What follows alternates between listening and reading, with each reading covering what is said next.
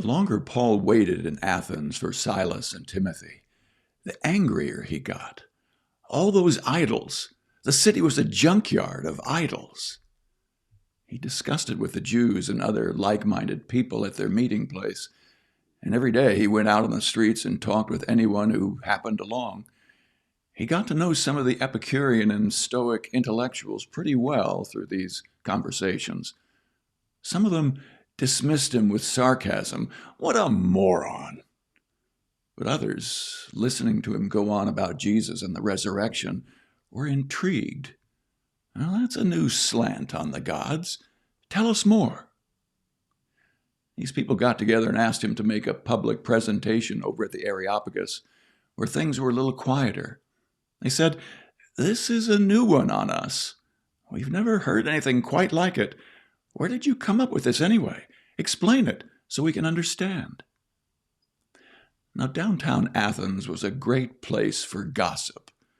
There were always people hanging around, natives and tourists alike, waiting for the latest tidbit on most anything. So, Paul took his stand in the open space at the Areopagus and laid it out for them. It is plain to see that you Athenians take your religion seriously. When I arrived here the other day, I was fascinated with all the shrines I came across. And then I found one inscribed, "To the God nobody knows." Well, I'm here to introduce you to this God, so you can worship intelligently, knowing who you're dealing with. The God who made the world and everything in it, this master of sky and land, doesn't live in custom-made shrines or need the human race to run errands for him as if he couldn't take care of himself. He makes the creatures. The creatures don't make him. Starting from scratch, he made the entire human race and made the earth hospitable with plenty of time and space for living so we could seek after God and not just grope around in the dark, but actually find him. He doesn't play hide and seek with us. He's not remote. He's near. We live and move in him. Can't get away from him. One of your poets said it well, "We're the God created." Well, if we are the God created, it doesn't make a lot of sense to think that we could hire a sculptor to chisel a God out of stone for us, does it?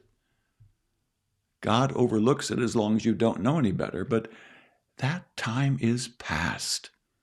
The unknown is now known, and he's calling for a radical life change. He has set a day when the entire human race will be judged and everything set right. And he has already appointed the judge, confirming him before everyone by raising him from the dead.